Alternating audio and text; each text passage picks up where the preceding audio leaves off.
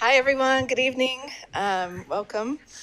For the authors I'm about to introduce tonight is a major milestone in what is often a long, sometimes long journey filled with high points and low stretches and lots of uncertainty and just enough faith to keep showing up for the work. And these three authors made it through all of those challenges. And this is the final step of where the work will be done when you, readers, engage with the text. Tonight, I'm thrilled to introduce Aria Aber, an accomplished poet whose novel Good Girl takes us to the nightclubs of Berlin with characters you will not soon forget and language that will expand your notion of what is possible. Kate Folk, whose novel Sky Daddy asks us to open our minds to new heights of pleasure and keeps you smiling as you read. And Shubha Sunder, whose story collection Boomtown Girl won the St. Lawrence Book Award, and whose novel Optional Practical Training beautifully portrays the complexities of ambition and identity in one immigrant story. Please welcome them to the stage along with our writing programs manager, Nicole Caplain Kelly, as our moderator.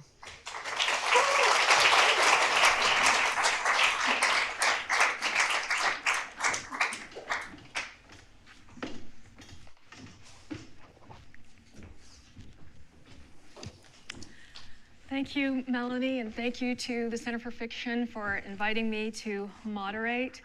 At the Center for Fiction, we are dedicated to supporting new voices in fiction, to supporting generating new fiction, and to recognizing new fiction. So I'm very excited to have these outstanding new voices here with me. And I'm going to start by having them read for you. So we'll start with you, Aria, and to orient the audience, will you tell us something about your novel and what they're about to hear? Sure. It's always hard to summarize this big beast of a book that you've written yourself. But I think the easiest way to frame the narrative is to say that it's a Bildungsroman or a Künstlerroman. I'm kind of flirting with both of those traditions. And the story follows a 19-year-old protagonist, an Afghan-German aspiring photographer who falls in love with an older American writer called Marla Woods in the city of Berlin. It's set around 2010, 2011, 2012. And together they delve into the seedy underbelly of Berlin's nightlife. But the story is not just about sex and drugs and friendship and art and self-destruction and self-discovery, but also about violence on a domestic, intimate, and also on a national level. So there is a political framing to the book. Wonderful. Okay. Would you read? Okay, sure. Yes.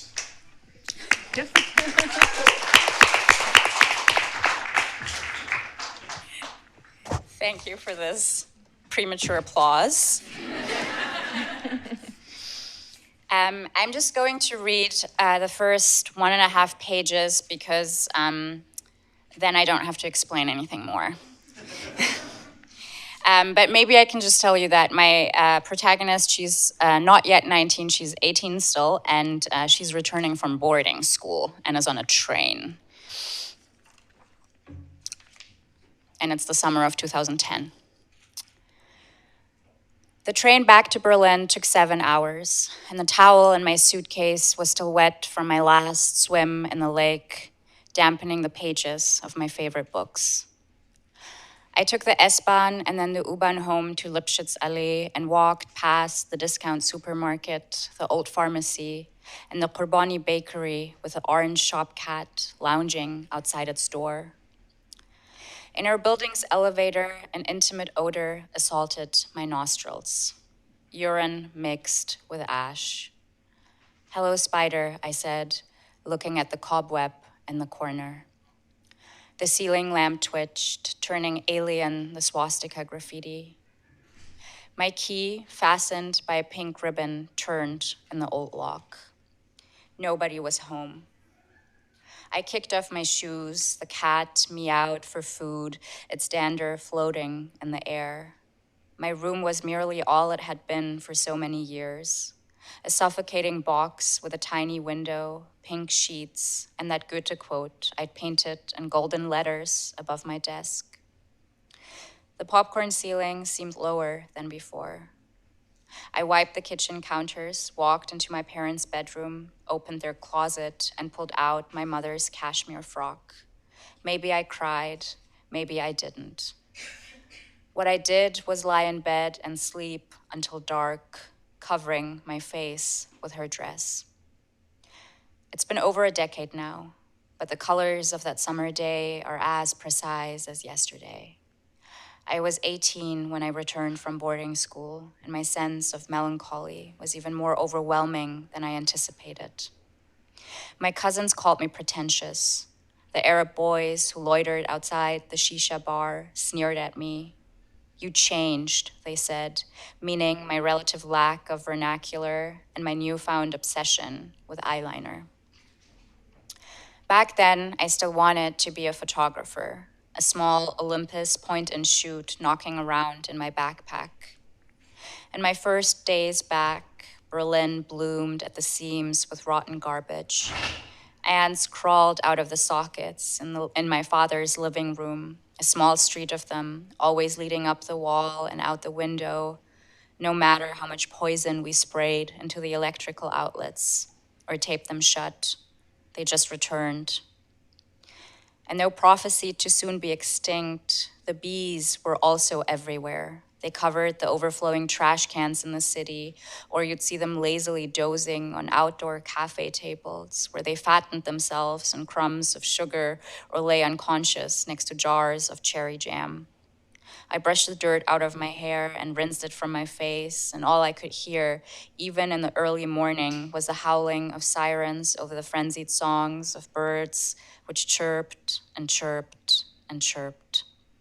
In August, I enrolled at Humboldt-Universität for philosophy and art history, not because I wanted to study, but because I wanted the free U-Bahn pass.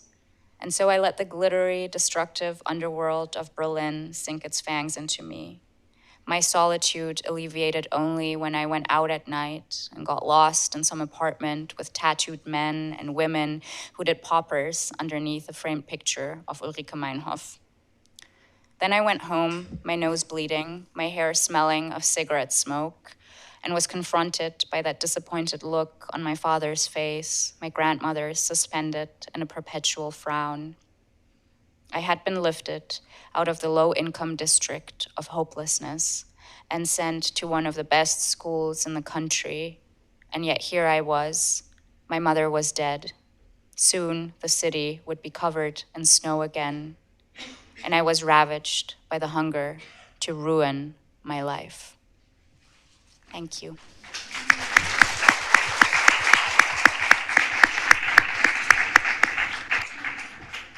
Thank you. You mentioned in discussing your book the Bildungsroman or Kunstroman form, and I noticed you referenced Goethe there. Was that a deliberate sort of signal to what this book is going to be? The reference to Goethe? Yeah. Yes, absolutely, because Goethe kind of more or less invented the idea of the Bildungsroman, at least in the Western tradition, especially in the German tradition, which I was raised in, and this protagonist is also speaking back to. And the quote doesn't get revealed until much later, but yeah. Yeah.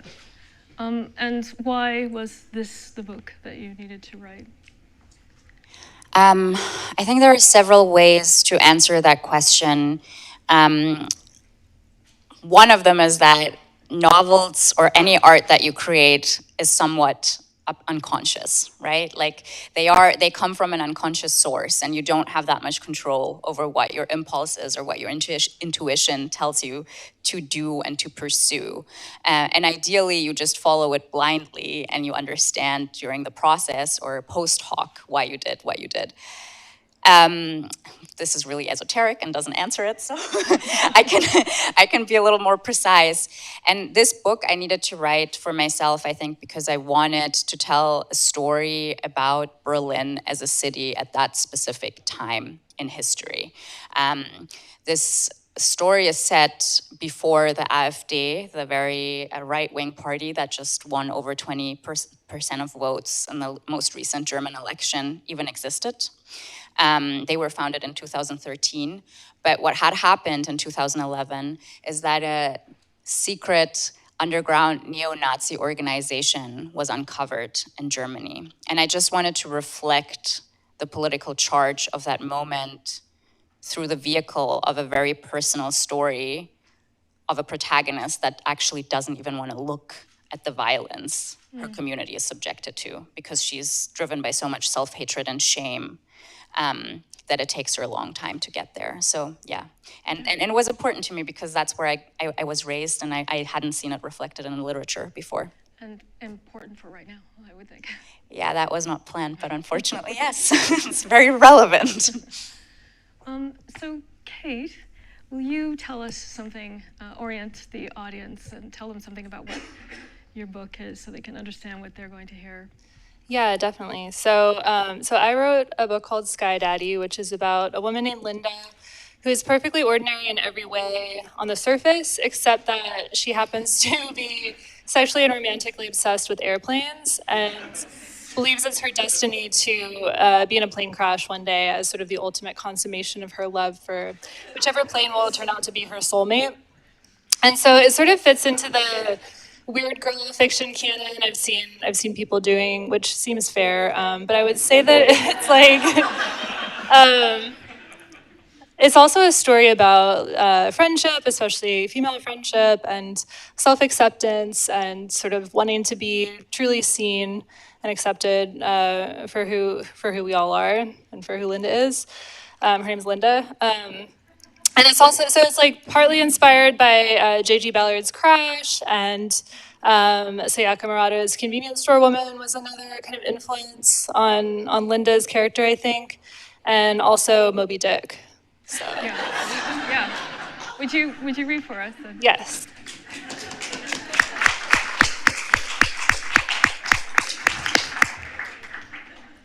Okay, so I'm going to read just a very short part of chapter 1.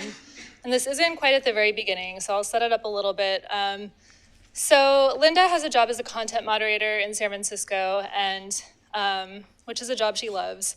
And she has a coworker named Karina who she thinks very highly of, but she sees Karina as sort of a more normal person who, would never like her if she knew what Linda's truly like. And then Karina has just invited her to her friend group's quarterly vision board brunch, which they put on. And they have brunch and they make vision boards and present them to each other. And Karina has told Linda that anything she puts on the vision board will be manifested in her life. So of course Linda thinks this is a great way to be in a plane crash, right? But she knows that she can't literally put a plane crash on her vision board because then she'd be shunned by the group, and it's important to her, especially because she really likes Karina. So this picks up right after. At the end of a happy hour they have together when she's just made up an excuse why she can't go to the VBB. They call it the VBB. It's a lot, it's repeated a lot, so. I told Karina I'd try my best, though I'd already decided against going. While it pained me to squander an opportunity to nudge the universe on behalf of my destiny, the risk of exposure was too great.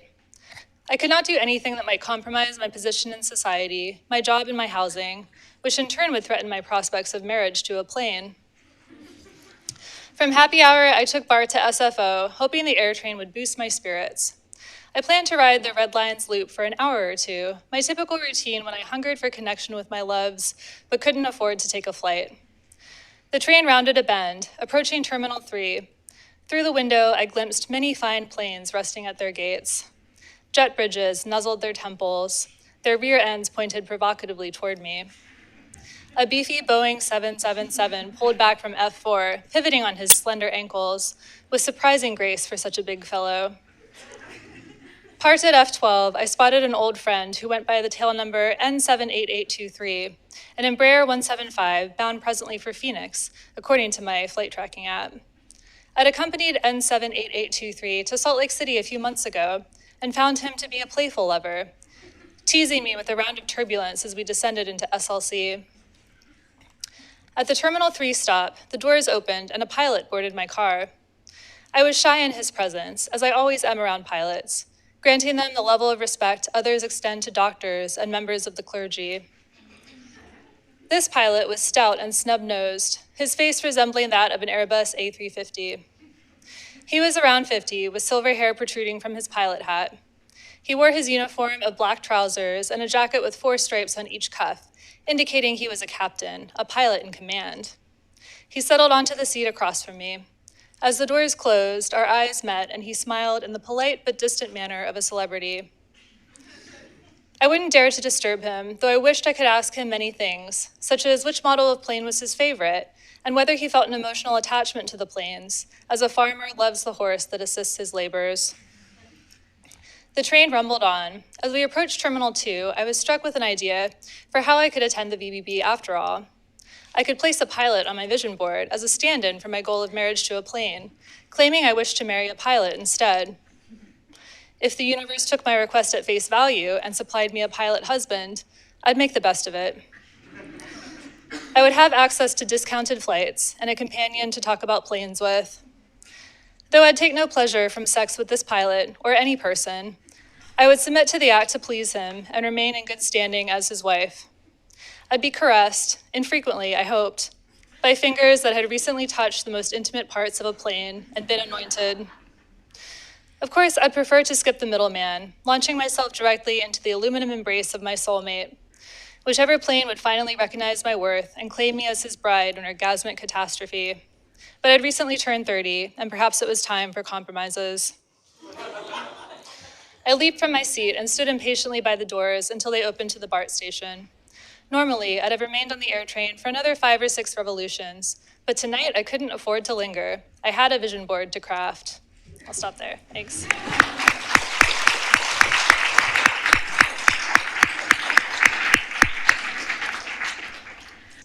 Thank you.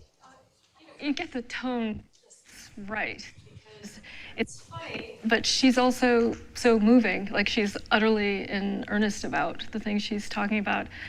So where did this begin for you? Well, no, we're going to talk about that after. We're going to talk about why was this the book that you needed to write? Yeah, that's a really good question. I mean, I think that, honestly, I've always really liked planes and been, like, not the way Linda does, but I've always found them really, like, majestic and fascinating and scary. And so I think that was part of it, just, like, that interest for myself. And then, yeah, I just had this idea for a woman who's sexually obsessed with airplanes. And I sort of, it just seemed like an interesting challenge to make it a character study and try to really channel this character and this voice, and to not make it feel like she was the butt of the joke or something, or like it was just a gimmick, but to really like invest it with meaning to the point where, you know, in the book, I think we wonder if Linda is really delusional at all about, you know, what she believes is her destiny. Like the novel is not really clear on that point, you know. So by the end, it's like we're kind of like on board with Linda, Yeah, so to speak. Yeah. Okay. So Shubha, why don't you tell us something about what we're about to hear about your novel? How would you describe it? Sure. So optional practical training, I would describe as an immigrant novel with a kind of unusual structure. It's told as a series of conversations, many of them monologues, long monologues, but still conversations, that the main character, who's fresh out of college and is in optional practical training status. She is a foreign student from India, and optional practical training is this very particular visa status reserved for those foreign students who want to stay an extra year to do an internship or work. And so she is in this particular legal status, and during her year of optional practical training, she has these conversations with various people she encounters. Yes, would you read for us? Sure.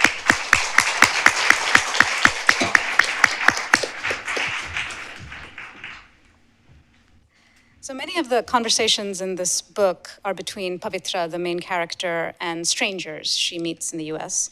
But this one, given the nature of the Indian diaspora, there's no way you can be the only one in a place like Boston. Someone from your past will show up.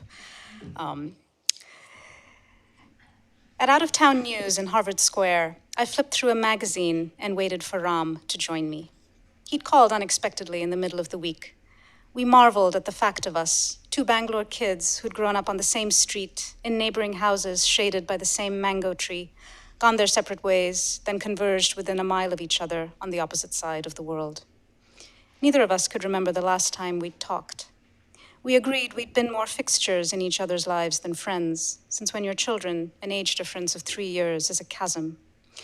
And the coincidence of the two of us landing in Boston felt more extraordinary than it really was, when you considered how people with similar backgrounds tended to move to similar places, the places accessible to them.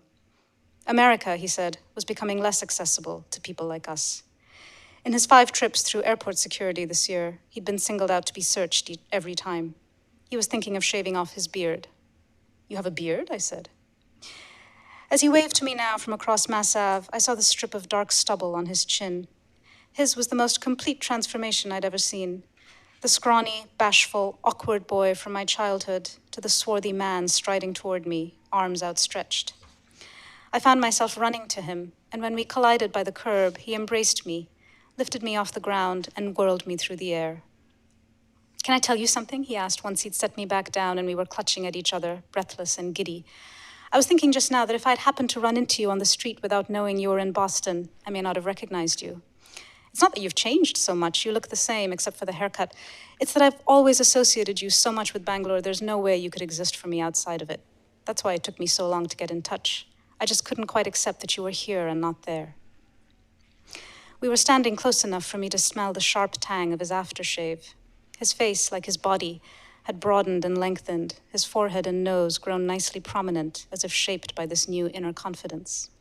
Large flecks of snow had started to drift and swirl about us. They clung to the woolen scarf knotted carelessly around his neck and to his black, knee-length coat. His jeans were fashionably tight, his leather shoes polished, and I felt I understood completely why he'd hesitated to contact me. He'd metamorphosed into an attractive person, and I was someone who remembered a version of him he wanted nothing to do with. We set off down Church Street toward Café Algiers on Brattle. The snow had put a layer of flannel over the paving stones by our feet. "He'd started yoga recently," Ram said. After ignoring the studio down the street from his house for more than 2 years, he'd walked in on a whim the other day and taken a class. The entire time he was in disbelief. He'd paid $15, close to 700 rupees, to have a white woman take him through poses he knew just from having grown up where he had, whose names she couldn't even say properly. The exercises had been around for millennia, could be looked up in any number of books, but people paid happily to be led through a few of them and hear a bunch of new age garbage about mind-body connection and prana and whatnot in a stuffy room smelling of patchouli. He enjoyed the class, he was embarrassed to say. His body felt good afterwards. He'd be going back for more. He was getting fed white people's versions of his own forefathers' wisdom and knowledge, and he was lapping it up. It was absurd, but living in the West meant living in an ether of absurdity. He traveled to England the previous year, his first trip to the land of our colonizers.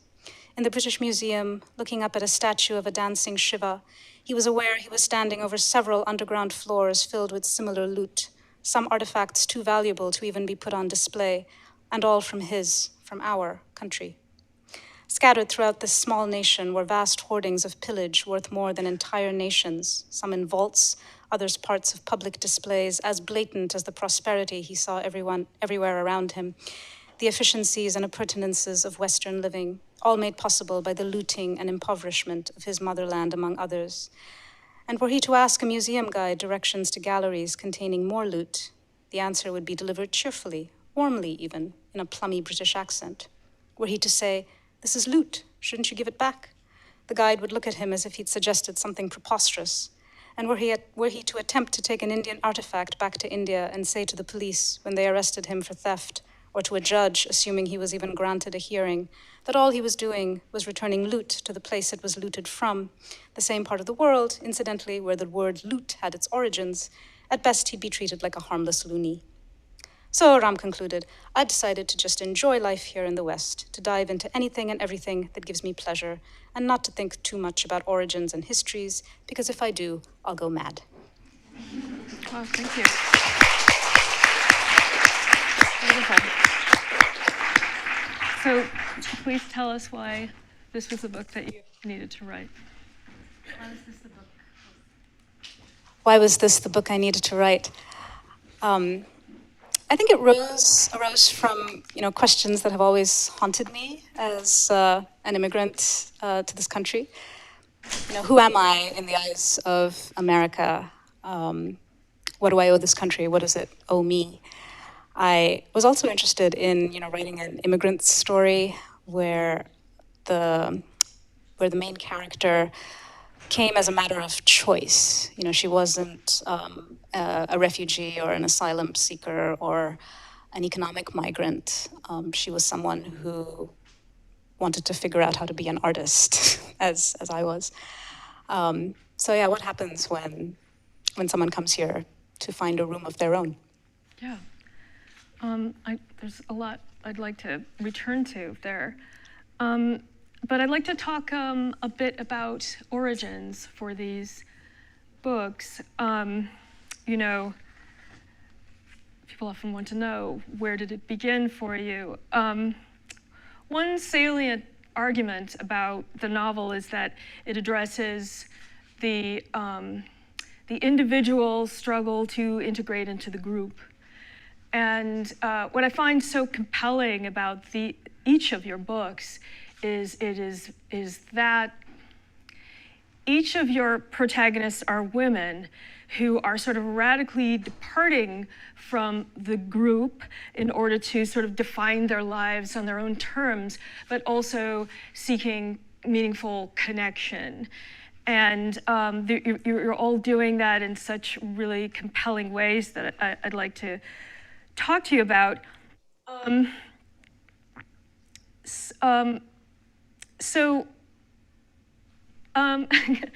I actually know Aria and Kate from the Stegner Fellowship. Kate was in second year when I was in first year, and Aria was in the poetry concentration. And Kate, I actually found my comments for our workshop, where you workshopped 180 early pages of this book. And it's just started me thinking about my first impressions, my early impressions of it. And if I can find it, it was so, here we go. Was so striking in how ambitious it was in having, the Moby Dick motif. It starts, "Call me Linda." And, it does have so many things about it that are, the sort of encyclopedic taxonomies of airplanes and so forth.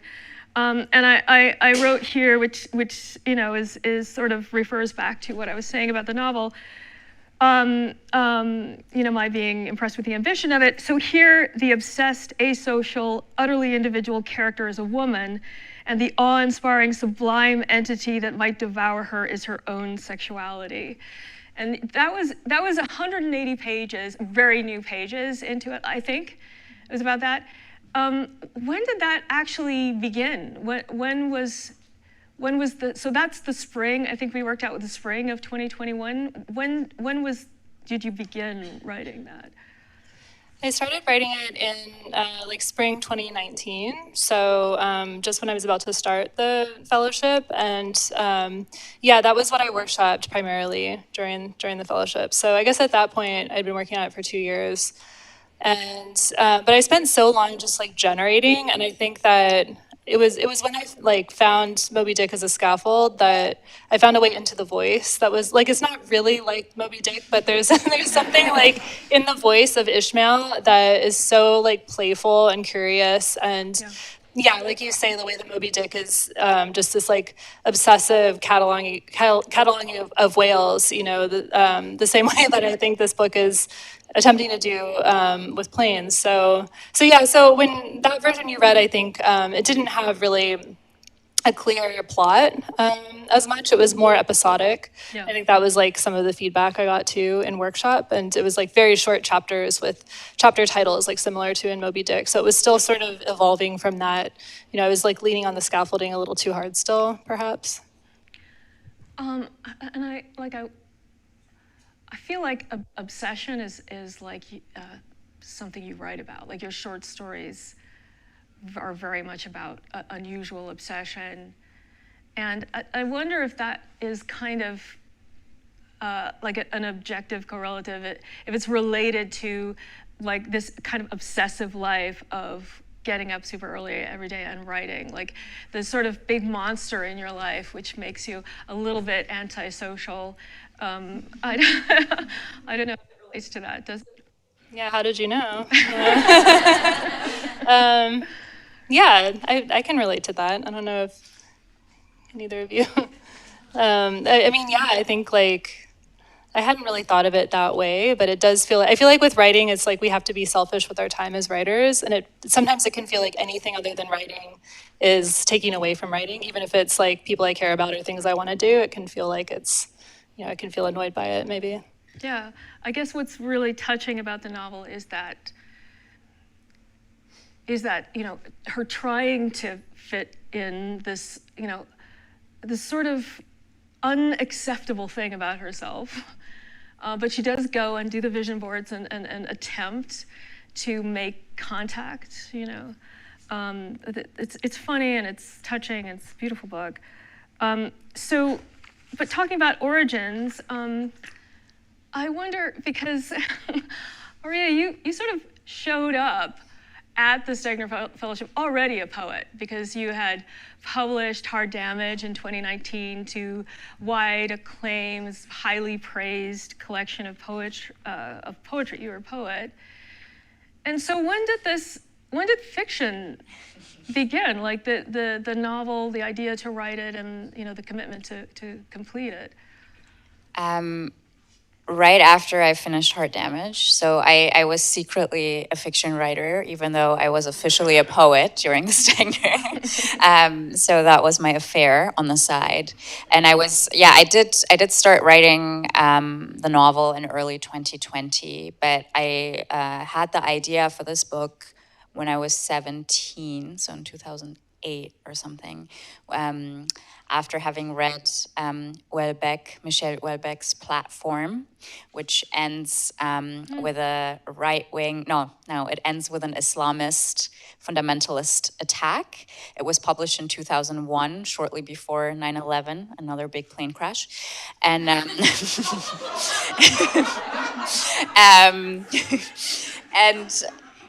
was heralded as prophetic by a lot of reviewers in Germany, but also kind of fed into this intellectualized Islamophobia, which rose in Western societies. And I wanted to write a response to that. So, and wow. the kernel of this book is a diss track against Houellebecq, I think. But obviously, it's much more serious than that.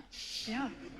And Shubha, I read where you were wanting to approach an immigrant story in a much more nuanced, much more real way. And I feel like part of how you accomplish that is that she's being talked at so much, and so as the reader, you kind of experience what she's experiencing.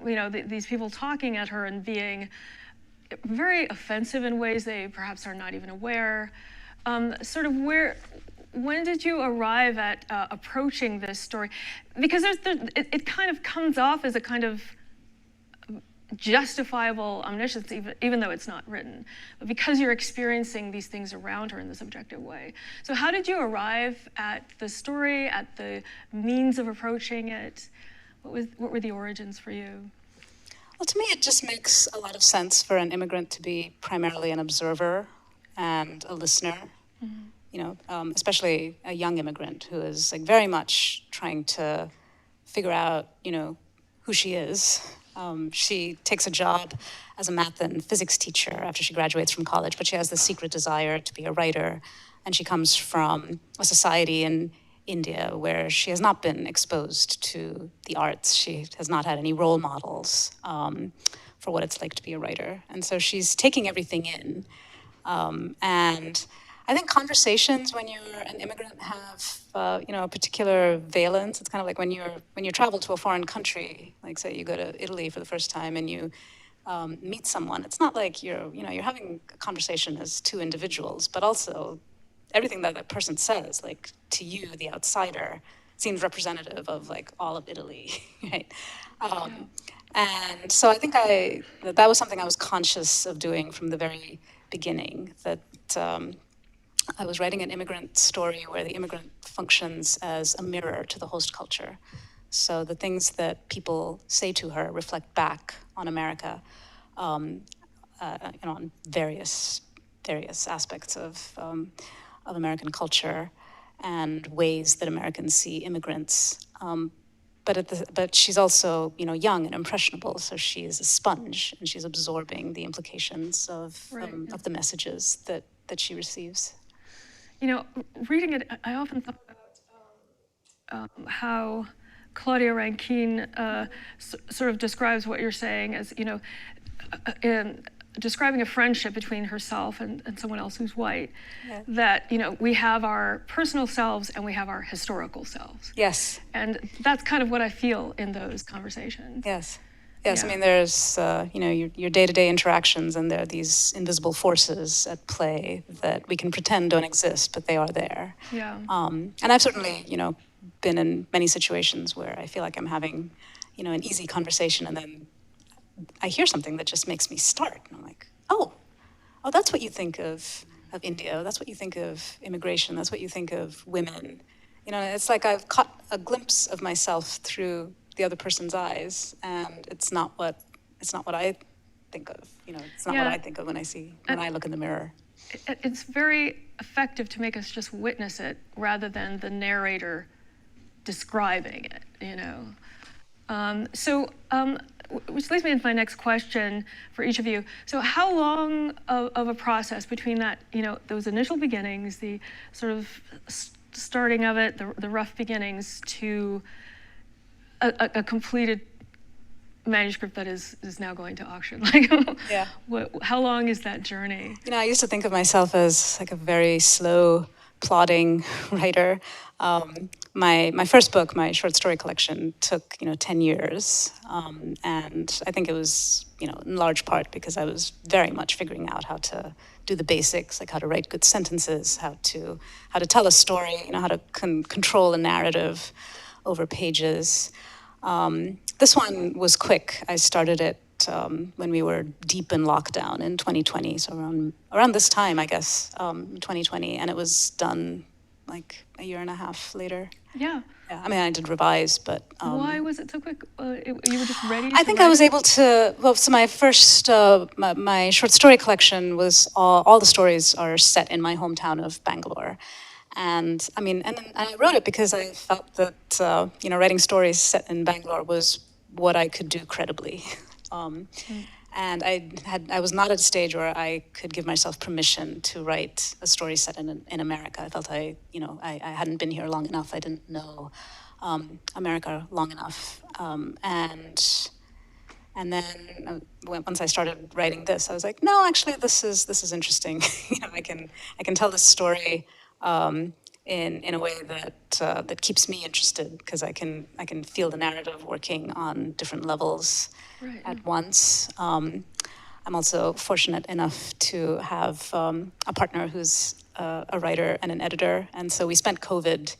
He was working on a project as well, and we spent COVID just reading our chapters aloud to one another, which I think is the way to write a novel, instead of what I used to think, which was you go into a cave and you don't emerge for 3 years, and then you have to go around and sort of like ask busy people to like read this big book in progress.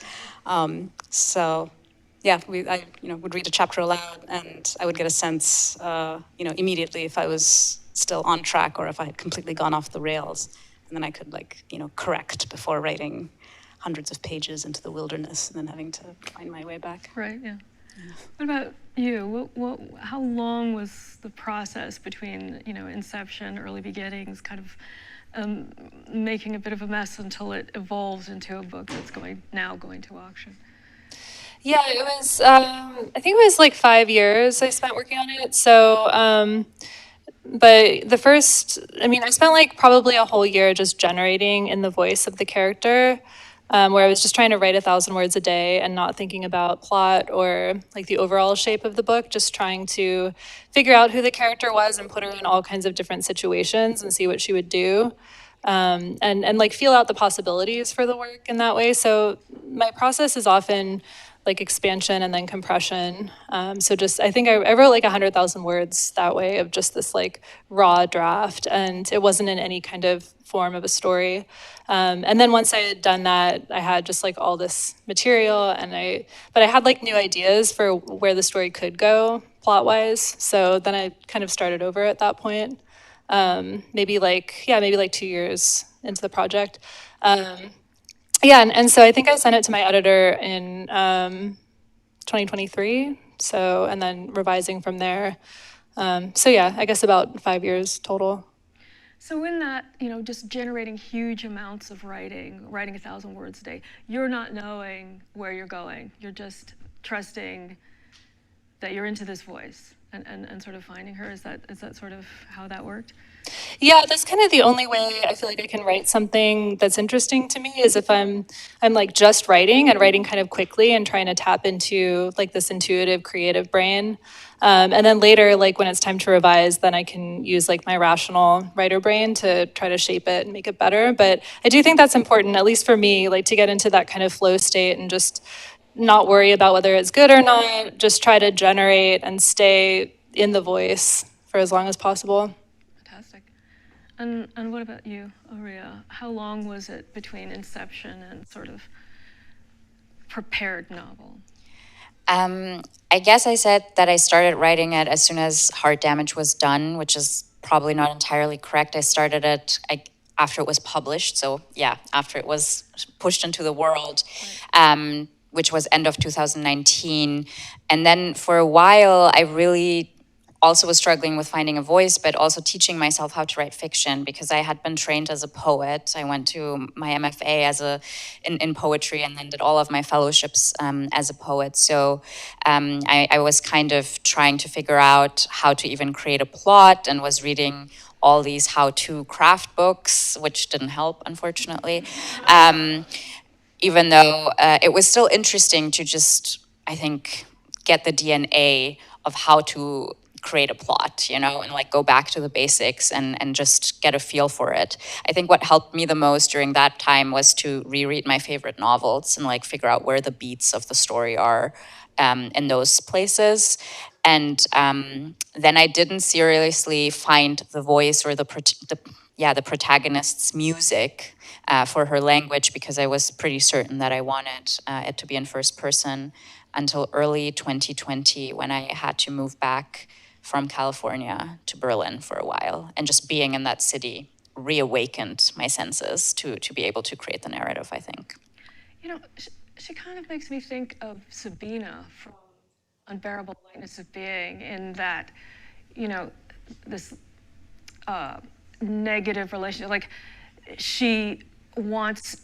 your protagonist wants to go into darkness to have an expanded sense of herself, where Sabina wants to experience betrayal in order to not be limited by one particular thing, but find expansion. There's a kind of negative relationship, which I identify very much with being that age, with being in your late teens, early 20s. How were you sort of, in your exploration, were you sort of just navigating memory? Is that how you kind of were generating work? I love that question, and I also love the reference to the unbearable lightness of being. That book was very important to me at that age that my protagonist is at. yeah, I guess memory was where it started, just being in the place where I had lived a decade prior and had been a young person in and had lost myself in the clubs of and stuff like that. But ultimately, I think I wanted to write a book about what can be like concepts that could be referred to as opposites on the surface, but actually have a lot in common with each other. And the reason why Berlin fascinated me so much is because it's a city that's very paradoxical and also home to very intense communities that seem autonomous from each other and from the majority society. In Germany, in German, there is this phrase called Parallelgesellschaft, which means parallel society. And what they mean by that is always the groups of immigrants that don't assimilate or integrate properly. They call them parallel societies that live adjacent to the real world, so to say. But what fascinated me about Berlin is that there is also a different kind of parallel society, as I like to call them, consisting of the club kids, because they also don't properly assimilate to the values of capitalism and good German behavior. You know, they live in a dream world, which is also adjacent and not properly aligned with the center. So I wanted to create a protagonist who then kind of can oscillate between those two worlds, observe them without too much judgment, without becoming too cynical, which is why it was important that she's young, because I think once you have more experience, it's not as fascinating anymore. And then her drive towards self-destruction, I think, is fueled also on the other side by this like hunger for life. You know, they're just like intricately connected, and there is like this dialectical relationship between opposites at play in every aspect of the story. Yeah.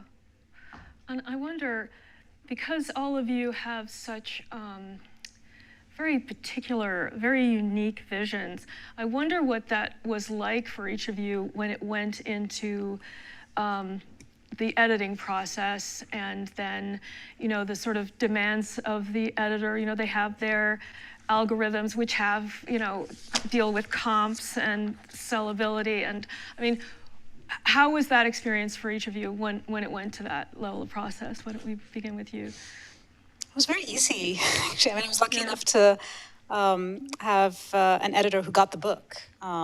You know, she's not an immigrant, but she's the child of immigrants from Japan, and I think she understood the you know, the two world story that I was trying to tell, and she and I think many of the experiences of the narrator resonated with her, and yeah, it was that part was, You know, was easy.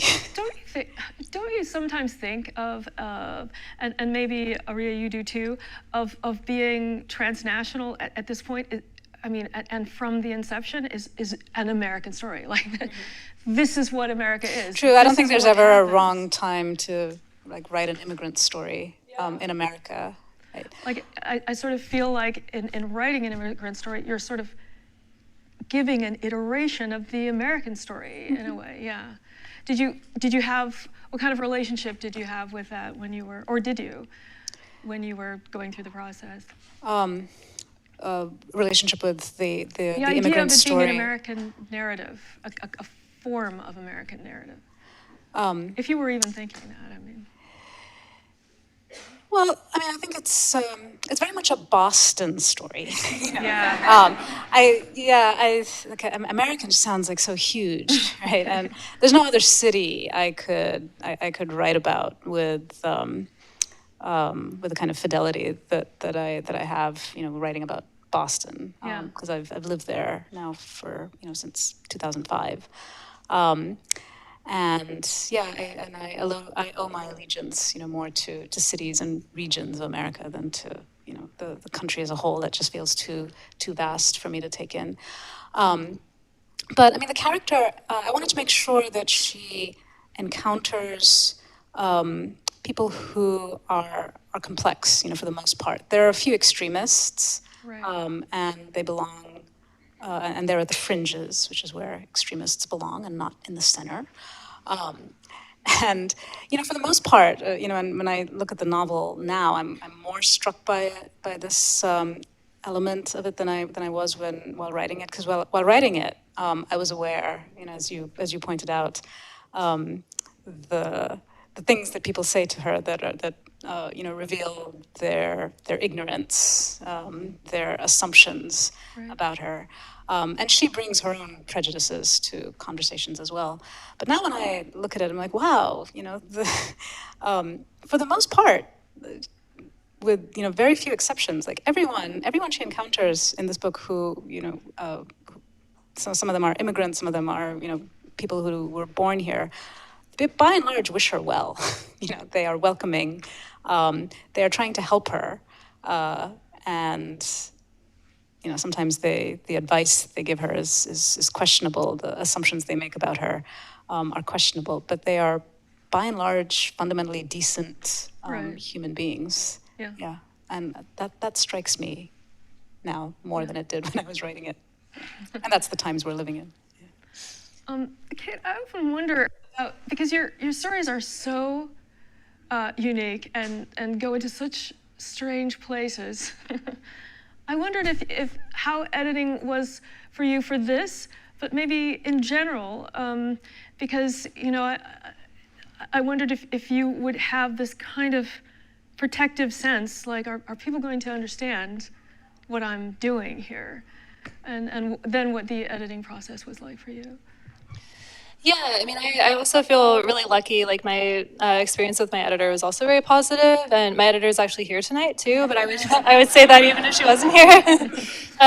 But yeah, I think I mean I love like getting edits, like good edits, because I think that a good edit should see like what's special about the work and also like what the work wants to be ultimately, and then help a writer like bring that out rather than I would hate to have an editor who's just trying to like take away my favorite parts of the story or something, or take away what makes it interesting to me. But yeah, with both my books, and it was the same editor for both books too. So I just feel like our visions for the stories kind of aligned, and I know that's not always the case, I imagine, but yeah, I'm glad it was.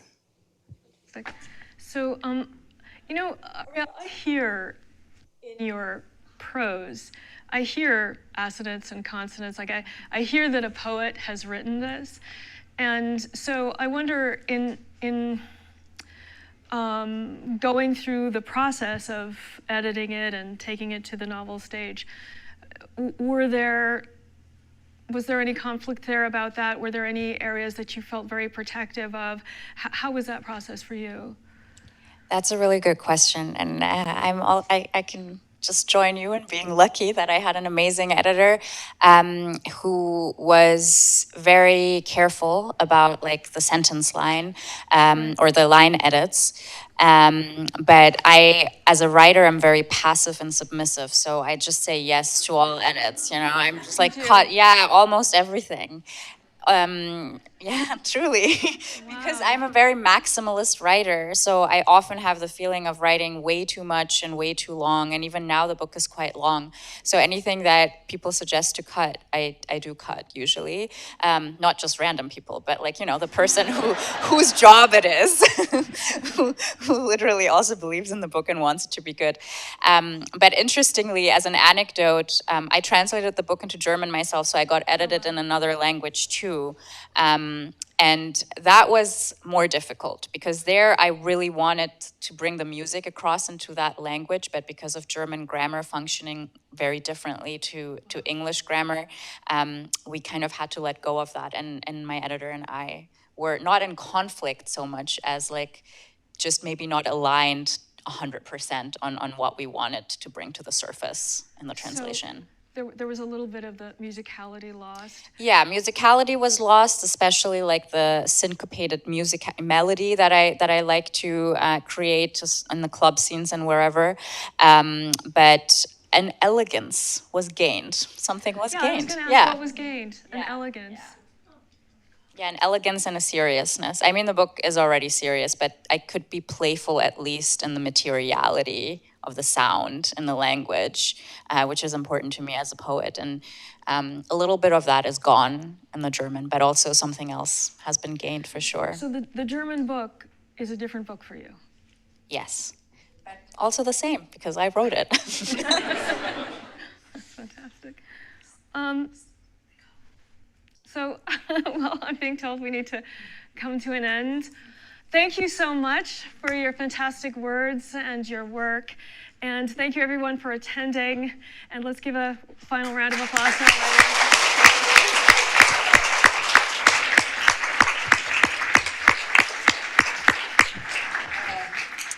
So one of the most substantial things that you can do to support early career writers, debut writers, is to purchase their book. That helps them sell their second book. And if they've already sold it, it helps them also get more investment in the marketing for their second book. It just really helps launch their career. And I'll just say all three of these fabulous writers pre-sign their books, but they're going to be out here. So we're not doing an audience Q&A so that you can just go get another drink and go chat with them after this. If you have questions, please talk to them. You can also get books personalized.